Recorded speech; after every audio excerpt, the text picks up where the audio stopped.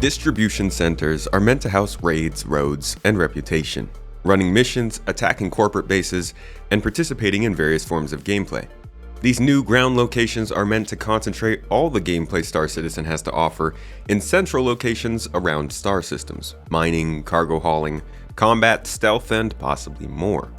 But what we're getting in 3.23 is only Tier 1 of what we previously knew to be a major new location known as underground facilities. But what happened to those impressive structures that were mostly underground and we mostly saw in concept? And will these new locations eventually offer more of that subterranean gameplay?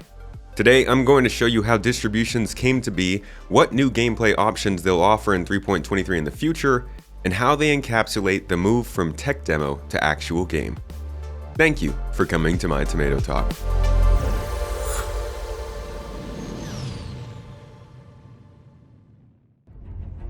Okay, can we switch to player one, please?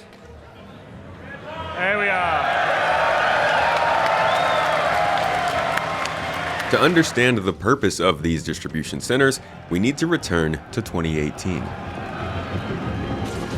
Currently, and since 2018, our main ground locations and really the only place for reliable FPS combat were underground facilities. These locations were made literally as a multi-room FPS test location geared around a single mission at CitizenCon 2018.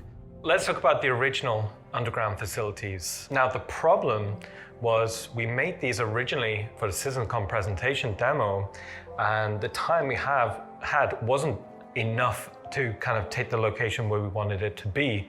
Now, it kind of fits the current purpose. It's fairly small in scale. It gives a multi-room layout opportunity for FPS combat, but we always knew we wanted it to be able to scale, small, medium, large, to accommodate maybe 60 minutes of gameplay time per location.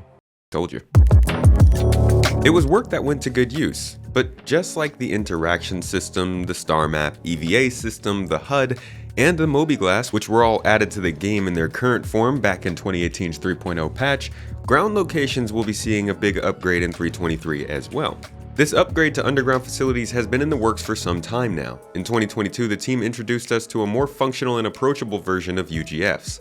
These locations were meant to house many different types of gameplay, not just the FPS combat that players have had to rely on almost entirely since 2018 for basically any ground gameplay. Now, mining, cargo hauling, social, and even engineering-focused gameplay would have another place to live. And they would be in more believable locations that functioned as somebody might expect and maintained the branding that makes sense for the system you're in.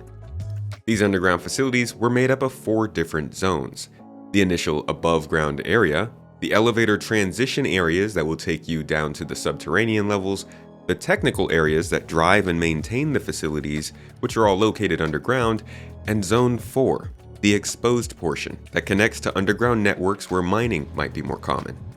While the initial ground location is expansive and offers way more real estate than anything outside of cities, it's the underground portion that offers the true scale. Not only can underground locations be better compartmentalized, but the vast amount of service corridors, civilian and vehicle paths, technical rooms, and other locations will provide enough space for players to run missions and play the game for hours without ever leaving. For the most part though, these initial locations are meant to provide 10 to 60 minute blocks of gameplay that can scale and move in and outside of the facility.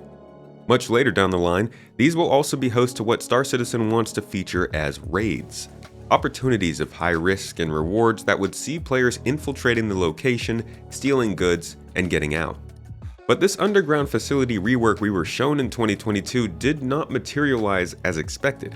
While it appears these locations are still the goal, our current UGFs will remain, and the locations being added, distribution centers, will not feature an underground, at least not yet. Essentially, these DCs are the Zone 1 out of 4 that we expected from the new underground facilities, the Tier 1 of 3 of those facilities we saw in 2022. This leaves us with the questions about how UGFs will be developed, and how much of that 2022 concept still exists.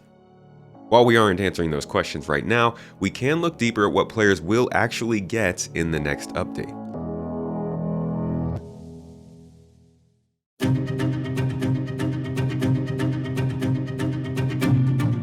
Distribution centers, or DCs, while large, are pretty straightforward structures in their design. They will feature several areas. The first is made up of 2 main wings on the outside, both featuring 2 landing pads, a hangar, and 2 cargo elevators that can be used to load freight. We'll have security doors leading inside the structure, and all that outdoor space that provides more room for mission areas like mercenary and investigation missions.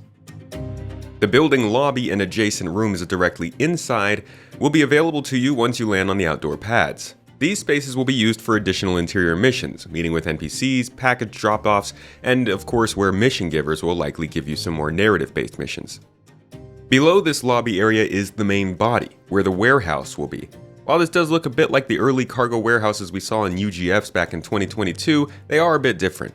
But these will also feature 2 underground side roads adorned with various rooms that you can use, cafeterias, work areas, security checkpoints, and other facilities you might expect at a big corporate factory. This is largely what we'll be getting with our first DCs.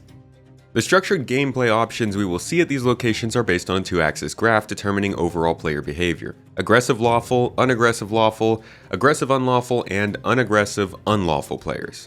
Aggressive lawful players will typically receive distress beacons from distribution centers under attack, and the players will be tasked with making their way to the location, finding the attacking force in the battle with the defenders, and helping to clear them out. The unaggressive lawful players will be more interested in things like cargo hauling at these locations. Most unaggressive players are also not really interested in defending themselves during those cargo runs, especially not from other players.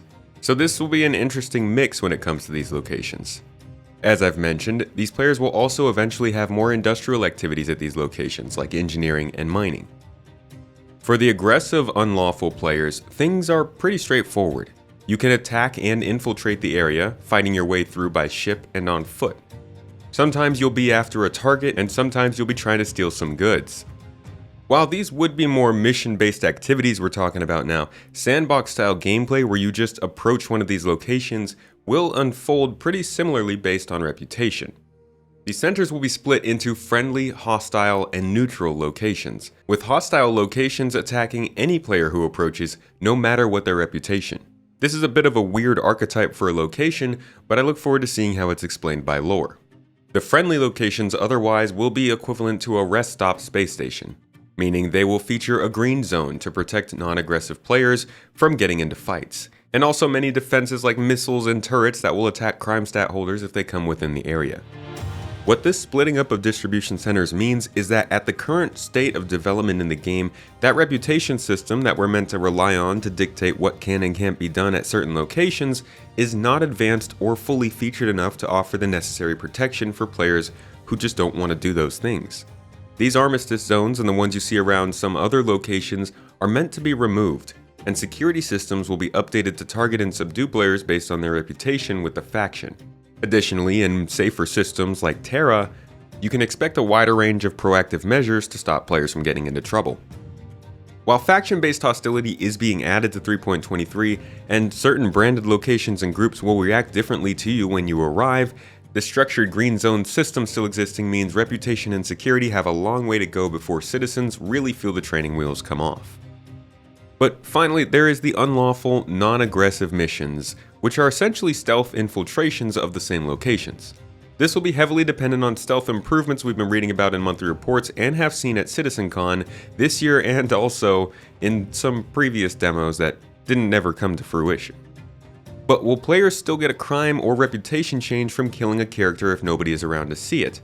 And how well will AI detection actually work when you're sneaking around? This one will be a curious one to watch. And while Green Zone's reputation and other consequences will eventually play a big part in creating order at these more public locations, there is a little bit of sense of chaos to this first iteration of distribution centers. Star Citizen is starting to show good signs of focusing more on the game than the engine. But there's still a distinct sense that these locations are very much here to be tested and proven out so that they can be dialed in for the actual game sometime later on. We're making major steps in 2024, specifically in 3.23, but there's still clearly a long way to go before it's the full game experience many are after. These locations are going to make a big impact as the first truly large locations we've seen in a long time. But there's still much more to see when more gameplay comes online, and the next tiers of these locations introduce subterranean facilities, raid activities, and even the possibility of commandeering your own org distribution centers. Thank you for watching this video. It's a couple weeks late because of a recent move to Turkey and subsequent disaster we found at our home as we got back, but I'm happy to be back up to making content and should be back to regular videos from here on. If you want to learn more, I'll link you some info down below. It's a big year for Star Citizen, and there are a lot of what-ifs surrounding all these new features. This development of distribution centers is a very good example of Star Citizen's development. Pursuing a goal, developing new features to target that goal, and moving forward with the choice that makes the most sense. These locations were best suited to complement UGFs rather than replace them. And so while these older bunkers that were supposed to move on are sticking around, they likely have plans for those smaller locations as well. If you want to stay up to date on what's going on with Star Citizen, consider subscribing here and like the video if you enjoyed it. But if you're looking for more gameplay perhaps, I just started my new channel Space Tomato Plays, and we started uploading some of my gameplay from streams, but I'll also be putting some cinematic narratives there, so if you're into that, check it out. And if you're looking for a Star Citizen podcast looking at topics like the hype of 2024, the view of Star Citizen from the outside, or just an update on upcoming ships, my channel Space Tomato 2 has you covered. Finally, if you'd like to support us in making this content, want to get some exclusive higher quality videos, and maybe your referral code on our randomizer under each video, you can become a supporter on Patreon or YouTube. Whatever you decide, I hope you learned something in this video, and I'll catch you in the next.